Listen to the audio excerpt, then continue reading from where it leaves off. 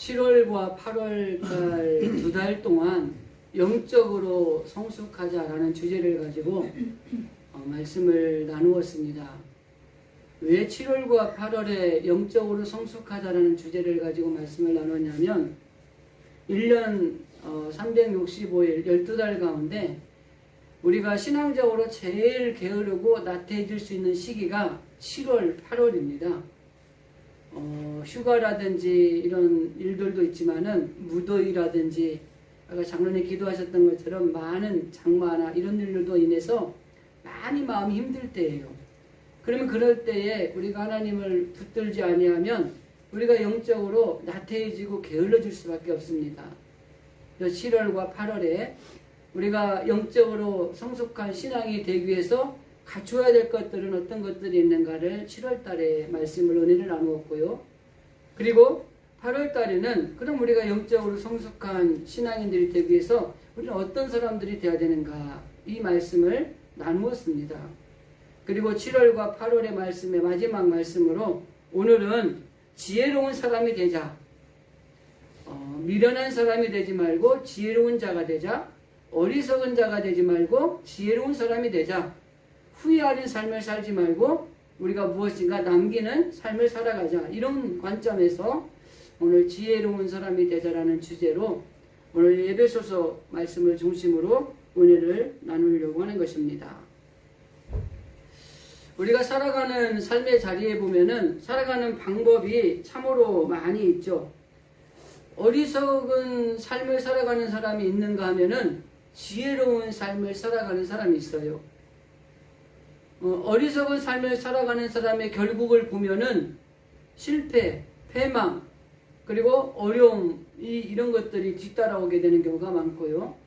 지혜로운 삶을 살아가는 사람을 보면은 성공하게 되고, 그리고 무엇인가 자부심을 갖게 되고, 당당하게 된 이런 결과를 따라오게 되는 일들이 생긴다고 하는 것입니다.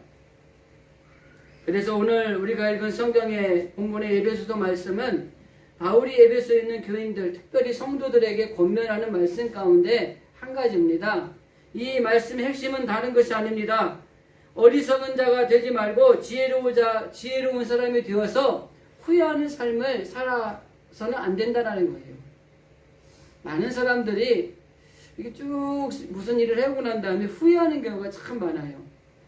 근데 내가 어떤 일을 하고 난 다음에 후회하지 않는 어떤 삶을 살았다면 성공적인 삶을 살아간 사람들이라고 하는 것입니다. 그래서 오늘 말씀의 제목을 지혜로운 사람이 되자라는 말씀으로 좀 생각을 해보려고 하는 것입니다. 세 사람이 말을 타고 가다가 깜깜한 밤이 됐어요. 그런데 하나의 목소리가 들리는 거예요. 그러면서 그 목소리의 주인공이 그 사람들에게 이 바닷가 메마른 땅을 걸어가는데 너희들이 거기서 돌을 주워서 주머니에 넣어가지고 지금은 보지 말고 날이 새거든 그 돌을 좀 보도록 해라, 이렇게 목소리가 들리는 거예요. 그러면서 이제 자기들이 돌을 주워서 주머니에 넣었는데 그리고 가는데 이 목소리가 또 들리는 거예요. 너희들에게는 기쁨과 또 한 가지 슬픔이 너에게 약속이 될 것이다, 이렇게 된 거예요. 그리고 이제 길을 가다가 태양이 떠오르고 있는데 이 사람들이 주머니에 꺼내서 자기들이 가져온 돌을 쳐다보는 거예요. 보니까 다이아몬드, 진주, 보석, 루비 이런 걸로 이 돌이 바뀌어져 있는 거예요. 그러니까 그 과정을 보면서 그 목소리가 이 얘기한 게 이해가 되는 거예요. 이 돌이 보석으로 바뀐 기쁨과 더불어서 후회가, 슬픔, 안타까움이 있는데 뭐예요? 뭐죠? 더 많이 가져올 것. 그렇죠. 이럴 줄 알았으면 더 많이 가져오는 건데 좀 힘들더라도 이따만한 돌, 바위 같은 거 하나 메고 왔어야 되는데 한 후회가, 안타까움, 아까운 마음이 생기더라는 거예요. 인생은 다 그런 것 같습니다. 아무리 내가 완벽하게 최선을 다해서 살았다고 해도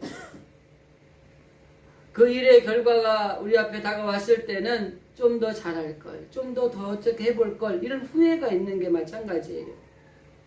부모님이 살아계실 때 몰랐는데 돌아가시고 나서 이제 어머니 아버지가 계시지 않은 자리를 생각해 보니까 후회가 막급하다고 얘기하잖아요. 좀 더 잘해드릴 걸, 좀 더 맛있는 걸 사드릴 걸, 조금 더 봉양해 드릴 걸, 좀 더 짜증내지 말 걸, 화내지 말 걸, 이러면서 껄껄껄 하면서 후회하는 것들이 참 많이 있다 그래요. 우리가 하늘나라에 가면 아마 이런 기분이 들지 않을까 하는 생각을 합니다. 세상에서 하늘나라에 보물을 쌓아두기 위해서 참 애쓰고 힘쓴 것들을 생각하면 기쁠 것이고, 그리고 우리 주님이 내려주시는 그 큰 은혜의 상에 대해서 아마 즐거워할 것입니다. 그런데 우리가 하늘나라에 갔을 때 이런 후회도 할 겁니다. 조금 더 주님을 위해 더 헌신할 걸, 조금 더 주님을 위해 더 열심히 봉사할 걸, 하나님 앞에 더 열심히 무엇인가를 우리가 했어야 되는데 라고 하는 이런 후회도 생길 수 있다고 하는 거예요.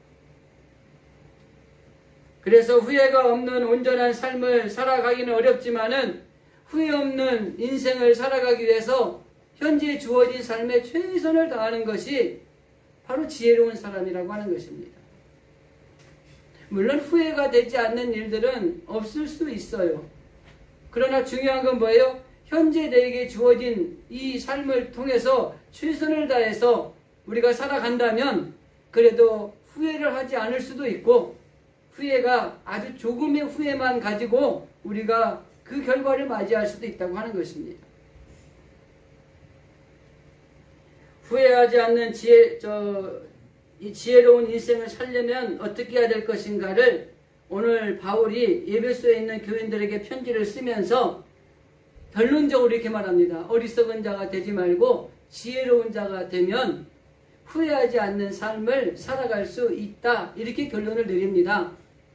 그러면서 어리석은 사람은 어리석은 행동으로 말미암아 결국에는 후회하는 삶을 살게 된다는 겁니다. 그런데 지혜로운 사람은 순간의 결정과 행동을 최선을 다해서 결정을 하고 오히려 그 결과에 만족하며 살아간다고 하는 것입니다. 여러분, 후회하는 삶을 살기를 원하십니까? 아니면 결과에 만족하며 살아가기를 원하십니까? 이거는 물어보나 마나죠. 우리는 결과에 만족하며 후회하지 않는 삶을 살기를 원합니다. 그러기 위해서 우리가 필요한 게 뭐예요? 우리는 어리석은 삶이 아니라 지혜로운 자의 삶을 살아야 된다고 하는 것입니다. 그래서 오늘 지혜로운 사람이 되려면 그럼 우리가 어떤 삶을 살아야 될 것인가를 오늘 우리가 읽은 성경 에베소서 5장 15절 이하의 말씀을 통해서 몇 가지를 정리를 좀 해보려고 하는 것입니다. 첫 번째, 지혜로운 사람이 되려면 15절 16절 말씀을 제가 한번 더 읽어드리겠습니다. 그런즉 너희가 어떻게 행할지를 자세히 주의하여 지혜 없는 자같이 하지 말고 오직 지혜 있는 자같이 하여 세월을 아끼라. 때가 악하니라. 이렇게 되어 있습니다. 지혜로운 자가 되기 위해서 우리가 어떤 모습을 가져야 되냐면 첫 번째는 세월을 아껴야 됩니다. 이거를 다른 말로 표현하면 시간을 아껴야 되는 것이고요. 다시 조금 더 넓은 의미로 하면 시대를 분별할 수 있는 시각을 가져야 된다고 하는 것입니다. 여기 세월을 아껴야 된다는 말은 그냥 우리 그냥 스님 말로 이렇게 표현할 수 있어요. 아무렇게나 살지 말고 정신 똑바로 차리고 살아라. 그 말이에요. 이 시대를 온전하게 분별해서 어떤 것이 옳은지 그른지를 잘 판단해서 그 시대를 분별하고 살아야 된다는 것입니다. 더 정확하게 이야기하면 하나님이 주신 기회를 놓치지 말라는 거예요. 하나님이 우리를 하나님의 자녀를 삼아 주셨어요. 독생자 아들을 나를 대신해서 돌아가시게 하심으로 나를 구원받은 하나님의 자녀가 되게 하셨어요. 그리고 하나님은 우리에게 하나님의 자녀로서의 권한을 주셨습니다. 그 하나님이 주신 기회, 하나님의 자녀로서 살아갈 수 있는 기회를 놓치지 말라는 거예요. 여러분, 세월을 아껴야 된다는 게 이 말의 의미가 신앙적으로 내포되어 있다고 하는 것입니다. 오늘날 많은 예전에는 어떤 게 좋냐, 어떤 것이 좋지 않느냐에 따라서 이게 결정이 됐는데요. 지금은 어떤 게 빠르냐, 이게 좋은 걸 결정하는 시기가 됐어요. 그러면 컴퓨터도 빠른 게 비싸죠? 뭐 펜티엄 나오고 이제 막 점점 밖에 나오잖아요. 옛날에 이렇게 막 좀 멍청하게 생긴 모니터에다가 이런 키보드판 있는 거는 끼껏해야 256메가 뭐 이게 용량이 그랬다고요. 지금은 엄청난 용량이 나오죠. 그건 뭐예요? 결국 그만큼 빠르다는 거예요. 핸드폰 여러분 사용하시죠? 핸드폰 사용하는데 데이터가 이게 느리게 막 천천히 열리는 거하고 탁 눌렀는데 팍 열리면 차이가 있잖아요. 그런 게 좋은 거예요. 그게 비싼 거예요. 시간을 우리가 잘 전략하면 저축할 수 있다고 하는 것입니다. 그런데 은행에 넣을 수 있는 것도 아니고 어떻게 할 수 있는 건 아니에요. 시간이 잘 흘러가는 거예요. 정직하게 시간이 흘러갑니다. 그런데 그 시간에 어떻게 투자를 해야 되느냐가 중요하다고 하는 거예요. 그래서 우리는 시간이 가장 가치 있는 삶에 투자하는 것처럼 우리가 시간을 어떻게 투자할 것인가를 늘 생각하며 살아야 돼요. 그래서 여기 세월을 아끼라고 하는 것은 우리의 시간을 가장 가치 있는 일에 투자하라는 것입니다. 그래야지 나중에 영원히 빛날 의미 있는 그 시간들이 우리에게 찾아온다고 하는 것입니다. 어떤 사람들은 시간을 지불하고 돈을 받습니다. 어떤 사람은 시간을 지불하고 그 시간에 따른 즐거움을 가지게 되기도 하죠. 어떤 사람은 시간을 자신의 실력을 쌓는 일에 투자해서 성공적인 삶을 살아가게 되는 결과를 가지기도 합니다. 더 나아가서 어떤 사람은 시간을 지불하고 보람과 의미를 가지게 된다고 하는 것입니다. 그리고 어떤 사람은 그 시간을 하나님께 칭찬받는 일을 하는데 투자하고 하늘나라의 상급을 쌓는 일에 결과를 낳게 된다고 하는 것입니다. 더 가치 있는 것이 무엇인지를 우리가 분별하는 게 중요하다고 하는 것입니다. 내게 주어진 이 시간을 어디에 투자할 것인가, 어디가 더 가치가 있는가를 먼저 우리가 분별하는 지혜가 필요하다고 하는 것입니다. 많은 청소년들이 세월을 허비한다고 이야기를 하죠. 쾌락에 빠집니다. 방탕한 삶을 살아가게 됩니다. 그런 시간들을 우리가 잘못 보냄으로 인해서 그들이 실패한 삶을 살아가는 경향이 있는 것들도 우리는 보게 되죠. 그러므로 우리는 우리가 무엇이 더 가치 있는지 분별해서 우선순위를 먼저 정하고 낭비하는 시간들을 우리가 줄이고 이 시간, 이 세월을 효과적으로 잘 사용해서 무엇이 우선순위에 둘 것인가를 결정을 해야 된다고 하는 것입니다. 우리 신앙에는 하나님의 일에 우선순위를 둬야 돼요. 오늘 우리가 읽은 성경 말씀, 제가 15절 말씀 읽은 것 중에 세월을 아끼라 다음에 있는 말씀이 뭐냐면 때가 악하니라 라는 말이 있어요. 여기 때가 악하니라 라는 말은 우리가 이 시간을, 이 세월을 바르게 사용하지 못하도록 유혹하는 것들이 많이 있다는 거예요. 그 세상적인 어떤 쾌락일 수도 있습니다. 아니면은 내가 이 시간을 허랑방탕 낭비하는 것 중에 하나일 수도 있어요. 그런데 정말 중요한 건 뭡니까? 우리가 주님이 우리에게 주신 이 기회를 낭비하지 않고 이 미혹하는 것들로부터 우리가 이겨내는 게 필요하다고 하는 것입니다. 우리가 정신을 차리고 이 우리에게 주어진 시간을 잘 지키지 않으면 다 낭비하게 돼 있어요. 그래서 좋은 기회 다 흘려보내고 아이고 그때 잘했으면 좋았을 거라면서 후회하는 삶을 살아가게 되는 겁니다. 이게 어리석은 삶을 살게 되는 모습이라고 하는 것입니다. 우리가 내게 주어진 시간을 잘 사용하려고 기도해요. 내게 주어진 이 세월, 내게 주어진 세월을 하나님이 기뻐하시는 삶을 살려고 애를 써요. 여러분 이게 잘못된 게 아니라 이게 정상입니다. 그런데 여러분 중요한 게 뭐예요?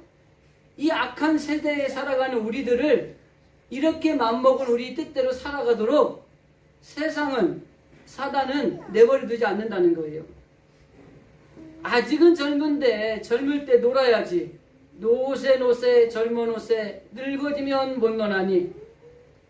이게 맞긴 맞는 말이에요.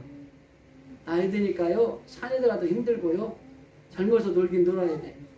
근데 시간과 세월은 아껴야 돼요. 그래서 우리가 이 우리에게 주어진 시간, 우리에게 주어진 세월을 주님의 뜻대로 하나님의 영광을 위해서 살아가려고 마음을 먹은 대로 살아가지 못하게 하는 요소들을 이겨내야 된다고 하는 것입니다. 위대한 미술가 중에 라파엘이라고 하는 사람이 있습니다. 37살의 나이에 삶을 마감했어요. 이분이 그림을 그리다가 완성하지 못한 그림이 예수의 변형이라는 그림이 있어요. 이 가족들이 이 라파엘이 죽고 난 다음에 장례 행렬에 그 그림을 들고 이렇게 장례 행렬을 걸어갔다는 겁니다. 아마 이 사람에게 조금 더 시간이 주어졌다면 이 그림이 완성이 됐을 텐데 라고 하는 그런 아쉬움이 있었을 거예요. 그런데 이 완성되지 못한 작품이 주는 의미가 있습니다. 메시지가 있어요. 이 완성되지 못한 이 작품이 주는 메시지는 뭐냐면 우리의 인생은 덧없는 것이고 더 나아가서 죽음은 예기치 않게 온다고 하는 것입니다. 그러니까 우리가 주어진 시간, 이 세월을 조금 있다, 좀 더 자자, 좀 더 눕자, 좀 더 졸자 이렇게 할 것이 아니라 지금 내게 주어진 이 시간, 지금 내게 주어진 이 세월을 최선을 다해서 살아야 되는 것입니다. 좀 있다 해도 된다? 아닙니다. 지금 당장 우리가 해야 된다고 하는 것입니다. 덧없는 거예요, 인생은. 그리고 죽음이라는 건 언제 올지 모르는 거예요.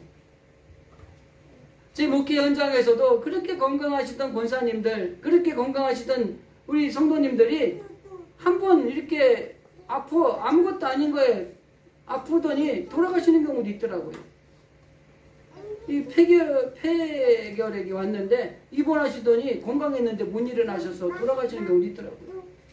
모르는 거예요. 그러니까 좀 더 자자, 좀 더 눕자, 좀 더 들자 이거 아니에요. 지금 하셔야 돼요. 하나님이 내게 주신 기회를 지금 최선을 다해서 하나님 앞에 헌신하고 봉사하고 하나님을 위해 섬기는 것들이 필요하고 세상에 주어진 일들 가운데서도 지금 하셔야 돼요. 효도도 지금 하셔야 되고요. 자녀 사랑도 지금 하셔야 됩니다. 이웃에게 베푸고 섬기는 삶도 지금 하셔야 되는 거예요. 조금 있다 하면 되지. 조금 더 돈이 모아지면은 좋은 일하고 살지. 아니에요. 있는 와중에도 하면 되는 거예요. 예전에 보니까 우리 대학을 졸업하고 친구들이 취직을 했는데 2명의 케이스가 있어요. 한 친구는 그냥 결혼하면서 빚을 내서 아파트를 사더라고요. 근데 한 친구는 열심히 적금을 하더라고요. 모아서 아파트를 사겠다고. 몇 년이 지났는데 이 빚을 내서 산 친구는 아파트가 자기 거가 됐어요. 적금을 해가지고 아파트를 사야 되겠다는 친구는 아직도 전세 살더라고요. 여러분 지금의 주어진 자리에서 최선을 다해야 됩니다. 뭐 비유가 적절했는지 모르겠습니다만 하나님의 일이든 세상의 일이든 지금 내게 준 기회를 최선을 다해서 감당하고 시간을 아끼고 세월을 아끼면서 그렇게 살아갈 때에 이게 지혜로운 사람이라고 하는 것입니다. 두 번째는 17절의 말씀을 좀 한 번 더 읽어드리겠습니다. 그러므로 어리석은 자가 되지 말고 오직 주의 뜻이 무엇인지 이해하라 라는 말씀이 있죠. 지혜로운 사람은 주의 뜻을 분명하게 이해해야 됩니다. 자신의 뜻을 앞세우다가 실패하는 사람들 많이 봐요. 어느 공동체에서도 보면은 자기 주장만 내세우다가 창피당하는 사람들을 좀 보는 경우도 있습니다. 어리석은 욕심에 눈이 어두워져서 함정에 빠져들 때도 있다고 하는 것입니다. 그런데 지혜로운 삶을 살기 위해서는 주의 뜻이 무엇인지 분명하게 이해해야 되는 겁니다. 예를 들면 부모님을 기쁘시게 해드리려면은 부모님이 무엇을 원하는지를 분명하게 이해를 해야 돼요. 부모님은 돈을 원하는데 자꾸 선물 사다 주면 짜증나요. 그럼 의도를 파악을 잘하셔야 돼. 뭐니 해도 뭐니가 최고일 수 있는데 몸에 좋다는 홍삼 사오고 막 이런 걸 사오는 거예요. 먹지도 않는데. 이러면 안 돼요. 남편이나 아내나 그리고 연애하는 이 젊은 이성 친구들이 그 사람을 사랑한다고 하면 그 남편이나 아내나 이성 간의 친구들이 무엇을 좋아하는지를 바로 알아야 돼요. 여러분 등 긁어달라고 가끔 하죠. 요즘엔 등 긁기 있어서 안 하나요? 이 등을 긁어달라고 그러는데 아니 거기 말고 옆에 이렇게 하죠. 그러다가 딱 그 가려운 데를 딱 긁어주면 아이고 시원하네 그러죠. 그 옆에 아무리 울고 다녀봤자 그 등 긁어달라고 하는 사람의 뜻을 모르는 거예요. 그러면 나중에 그 끝까지 못 찾으면 뭐라는 줄 알아요? 됐어! 성질을 해요.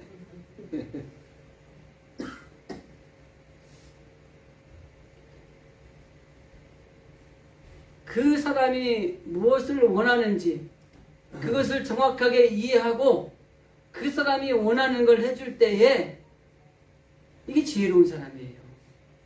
그런데 자기 뜻이 이러니까 다른 사람도 괜찮을 거라고 막 밀어붙이면서 하면은요 상대방에게 좋게 하는 게 아니라 상처 줄 수 있어요. 그래서 우리는 지혜로운 사람은요 하나님의 뜻이 무엇인가를 분명히 이해하고 그 다음에 움직이는 겁니다. 하나님 앞에서 우리도 보면 똑같은 실수를 참 많이 해요. 난 하나님 앞에 열심히 신앙생활하고 열심히 헌신하고 열심히 봉사한다고 하는데 하나님한테 인정을 못 받는 거예요. 왜 그런지 아세요? 하나님의 뜻을 온전히 이해하지 못하고 열심을 갖고 있으니까 그래요. 성경에 두 가지 부류가 그런 대표적인 사례가 나옵니다. 첫 번째가 바리새인과 사두개인들이에요.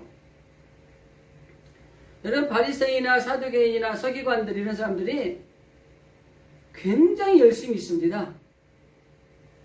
금식도 많이 하고요. 기도도 시간 빼먹지 않고 하고요. 구제 생활도 하고요. 헌금 생활도 엄청 잘합니다. 그리고 그걸 자랑하는 거예요. 자, 그러면 하나님이 보실 때, 야 대단하다, 칭찬하고 막 상급을 줘야 될 것 같잖아요? 근데 이 바리새인 서기관, 이 사람들에게 주님이 뭐라고 말하냐면, 칭찬하고 인정하는 게 아니라, 독사의 자식이라고 책망을 합니다. 그렇게 열심히 있게 헌금 생활하고, 김식하고, 기도하고, 막 구제하고, 이렇게 했는데, 왜 독사의 자식이 됩니까? 문제는 딱 한 개예요. 주님의 뜻을 정확하게 알지 못하고 자기의 생각을 가지고 열심을 냈기 때문에 그 열심이 독사의 자식으로 책망을 받는 결과를 초래했다고 하는 것입니다. 또 하나의 부류가 거짓 선지자들입니다. 거짓 선지자들의 말에 보면 마태복음에 보면 이렇게 얘기합니다. 우리가 주님의 이름으로 선지자 노릇을 하고 또 주님의 이름으로 귀신을 쫓아내기도 했고 또 주님의 이름으로 권능을 행하기도 했다고 막 자랑을 하는 거예요. 그러면 아이고 대단하네. 선지자, 권능, 뭐 귀신도 쫓아내고 능력도 있고 훌륭합니다. 박수! 이래야 되는 거잖아요. 근데 그들에게 주님이 뭐라고 얘기했어요?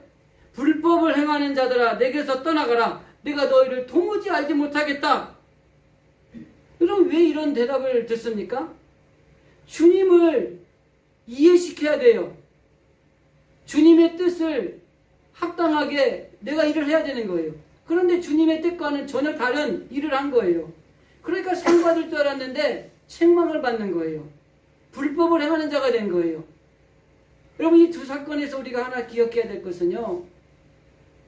내가 지금 주를 위해서 열심히 최선을 다해서 하나님 앞에 헌신하고 봉사하고 예배드리고 기도하고 찬송하고 저는 목회하고 이러고 있는데 주님의 뜻을 분명하게 이해하지 못하고 내 뜻의 기준에서 이런 열심을 가지고 일을 하고 있다면 독사의 자식이라고 책망을 받을 수도 있고 에이 불법을 행하는 녀석 같으니 라고 하는 이런 소리를 들을 수도 있다고 하는 거예요. 그래서 우리가 무슨 일을 할 때 가장 잘하는 방법이 뭔지 아세요? 올바로 해야 됩니다. 제가 늘 가끔 말씀드리잖아요. 어느 길을 가는데 열심히 맞다고 하고 갔는데 한 차로 30분 갔는데 틀린 길에서 돌아와야 돼요. 이것처럼 미련한 게 어디 있습니까? 올바로 하셔야 돼요. 주님의 뜻이 무엇인가를 분명히 이해하고 주님의 뜻에 합당하게 내 열심이 아닌 주님의 뜻을 이루는 열심을 가지고 헌신하고 봉사하고 주님을 섬기는 이런 일들을 해야지. 잘했다 착하고 충성된 영아, 내가 작은 일에 충성하였으니 내가 큰 것으로 너에게 맡겨줄 것이다. 이 음성이 들리는 거예요.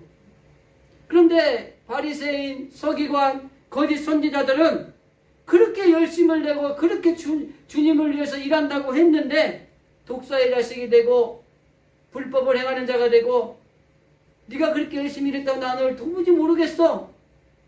이런 대답을 듣는 거예요. 그 오살리 기도원의 최자실 목사님이 잠자다가 꿈을 꿨대잖아요. 천국을 갔대잖아요. 그랬더니 막 사람들이 이렇게 많이 있더래요. 근데 예수님 저기 계시는데 자기를 몰라보는 거예요. 무슨 저 모르세요? 그랬더니 막 이렇게 물어본 거예요. 근데 뭐 네가 누군데? 저 대한민국에 뭐 기도원도 막 세우고 이렇게 막 열심히 주일했던 사람입니다. 그랬더니 딱 한마디 하시더래요. 예수님이 그분한테 야, 네가 네 일했지 내 일했냐? 그리고 꿈에서 깼다는 거예요. 그리고 회개를 했다는 거예요. 그리고 그분이 그렇게 유능한 사람으로 변화됐다는 겁니다. 여러분 우리가 꿈 한번 꾸세요. 주님이 오셔서 야 배목사 네가 네 일했지 내 일했냐? 이런 사람은 들어야지 정신 차려요.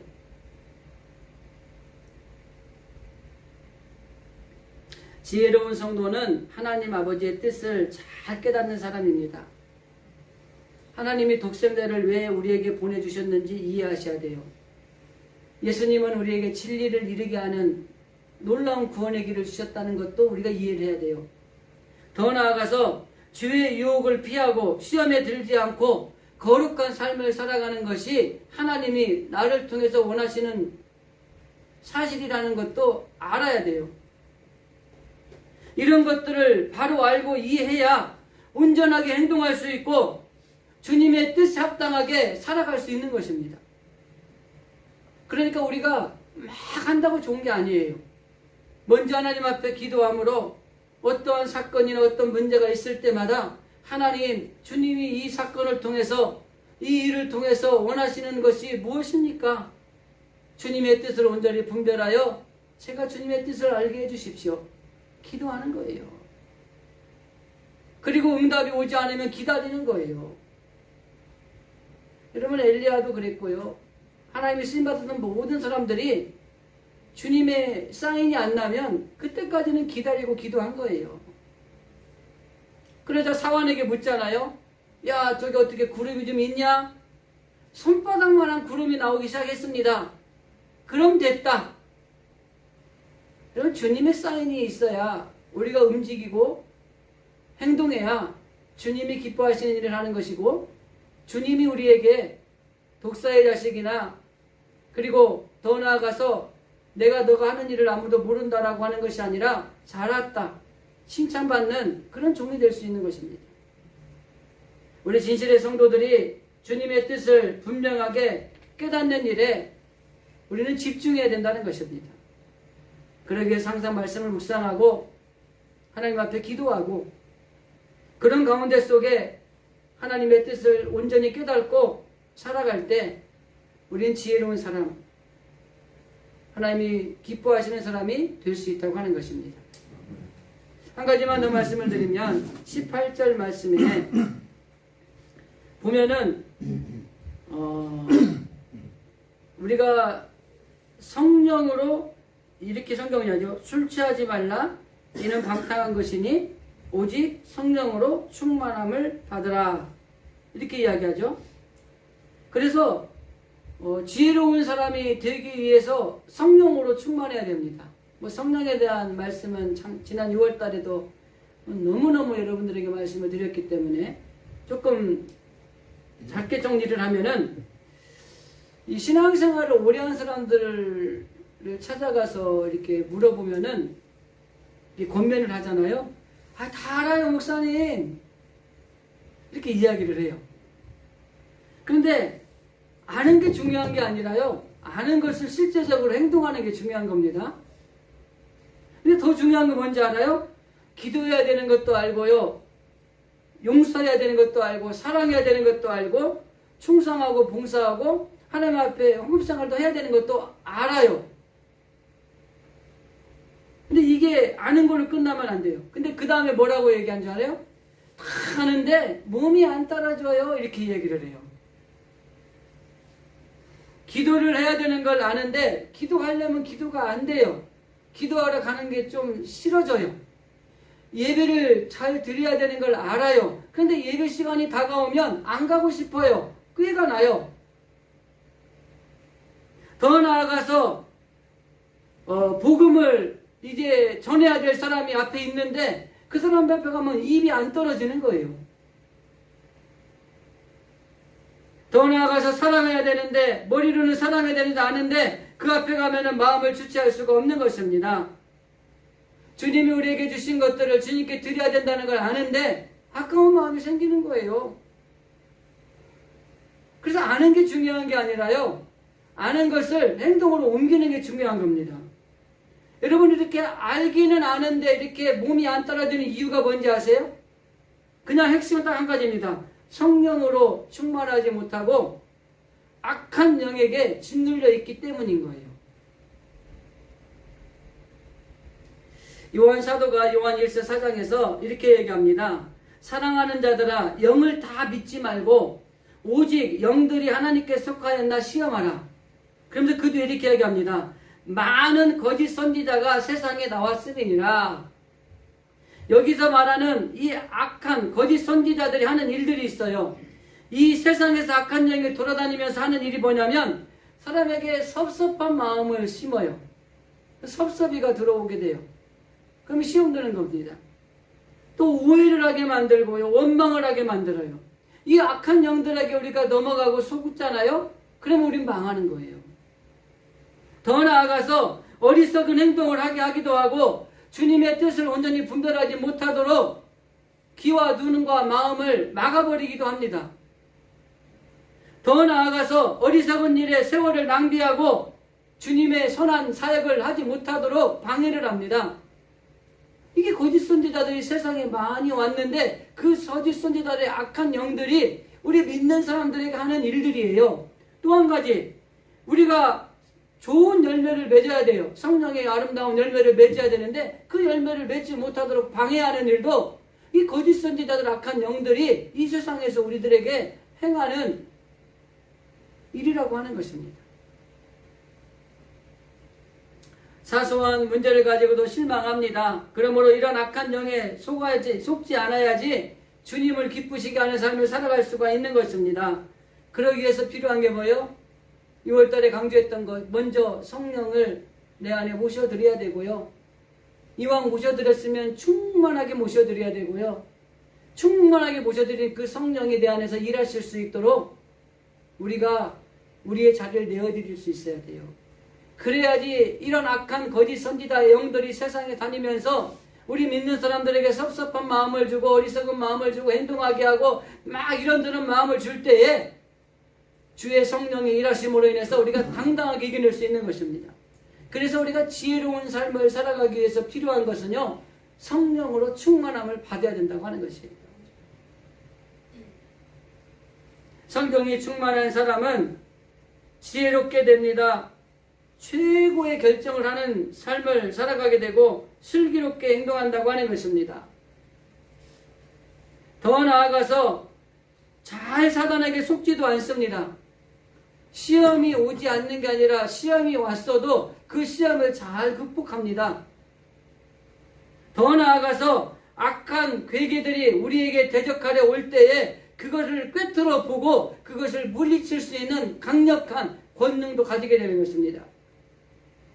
사도행전 1장 8절에 너희에게 성령이 임하시면 그 다음 오는 게 뭐예요?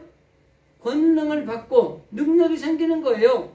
그래서 악한 것들이 우리를 넘어뜨리려고 이 거짓 선지자들, 악한 영들이 섭섭한 마음을 들이쳐서 우리를 공격하는 것들이 와도 딱 끝으로 보는 거예요. 그리고 그 악한 괴기를 물리칠 수 있는 능력을 가진 사람들이 되는 거예요. 이게 성령이 충만한 사람의 특징이라고 하는 것입니다. 그러면서 그 뒤에 우리가 읽었던 본문의 20절, 19절, 20절, 21절에 보면 성령으로 충만한 사람은 어떤 사람인가?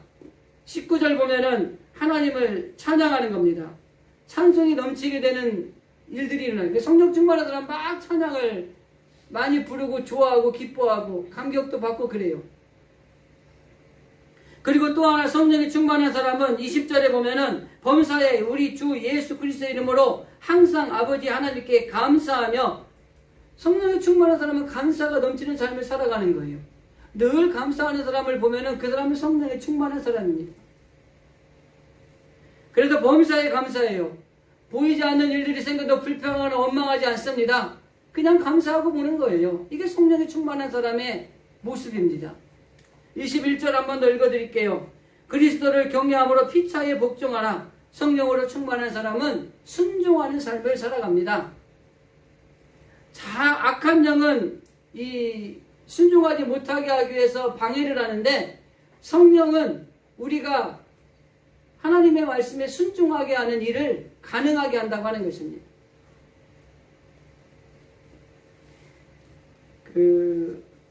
성령이 우리 안에 계시면 이 순종, 복종하는 마음을 주시는 거예요. 그래서 남편도 아내에게 순종하고 복종하고, 아내도 남편에게 순종하고 복종하고, 자녀들도 부모님 앞에 순종하고, 부모도 자녀들을 사랑하고 잘 양육하고, 그리고 이 종이나 주인이나 할 것 없이 서로 피차간에 서로 순종하고 서로 존중해주는 이런 일들이 생기는 게, 이게 성령이 충만한 사람의 모습에 나타나는 증거라고 하는 것입니다. 말씀을 정리하면서 지혜로운 삶은 성령으로 충만할 때 가능하다고 하는 것입니다. 그래서 성령의 사람이 되면 섭섭한 마음, 원망, 불평 이런 거 다 이길 수 있어요. 그런데 이 악한 영의 계계를 받으면 섭섭한 마음이 들어오면 그대로 섭섭해져요. 이겨내지를 못해요. 파워가 없습니다. 왜? 성령이 임하여야 권능이 생기는데 이 능력이 우리에게 갖춰져 있지 않으니까 악한 영이 지는 거예요. 그러나 성령의 인도함을 받으면 하나님이 기뻐하시는 삶을 살아갈 수 있어요. 그래서 성령을 내 안에 모셔드리는 것과 성령이 충만한 것과 그 성령이 일하실 수 있도록 성령을 따라 사는 것, 이 삼박자가 이루어져야 돼요. 성령이 충만이라는 것은. 어떤 사람은 성령을 모셔드려놓고 이 성령을 사용하지 않는 사람들이 있어요. 성령을 모셔드리긴 했는데 이 성령이, 악한 영이 오면 이길 수 없는 분량의 만큼의 성령만 모셔드리는 사람도 있어요. 충만해야 됩니다. 그리고 그 성령으로 인해서 우리가 악한 괴기를 물리칠 수 있는 이런 일들이 있어야 되는 거예요. 그래서 여러분, 혹여라도 지금까지 우리의 삶이 후회가 되거나 좀 이런 일들이 있다면 지금도 늦지 않았어요.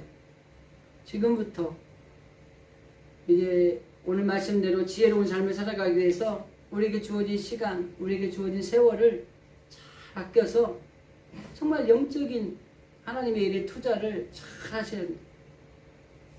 또 한 가지는 주님의 뜻이 무엇인가를 분명하게 이해하고 우리 뜻을 자꾸 죽이는 훈련을 해야 돼요. 내 뜻이 자꾸 이렇게 상 나오려고 그러면 내 뜻은 누르고 주님의 뜻이 무엇인가를 깨닫는 일에 집중하는 이런 영적인 훈련이 필요하다고 하는 것입니다. 또 한 가지는 성령으로 충만해서 악한 영에게 속지 말고 우리 성령 충만함을 받은 성령 안에 사로잡혀서 살아가는 것이 필요하다고 하는 것입니다. 이러한 삶을 살아갈 때 우리는 영적으로 성숙한 삶을 살아갈 수 있고, 이런 사람들을 하나님께서는 사용하셔서 하나님의 나라의 큰 일꾼으로 쓰신다고 하는 거예요. 우리 진실의 성도들이 이왕 예수 믿는 거 하나님 앞에 정말 귀하게 사용되어지고 쓰임받을 수 있도록 영적으로 우리가 갖춰야 될 것들은 갖추고, 영적인 성장을 위해서 어떤 사람이 되어야 될 것인가 말씀을 드린 것들을 기억하면서 영적으로 성숙한 신앙인들이 다 되어질 수 있기를 주님의 이름으로 간절히 기도드립니다.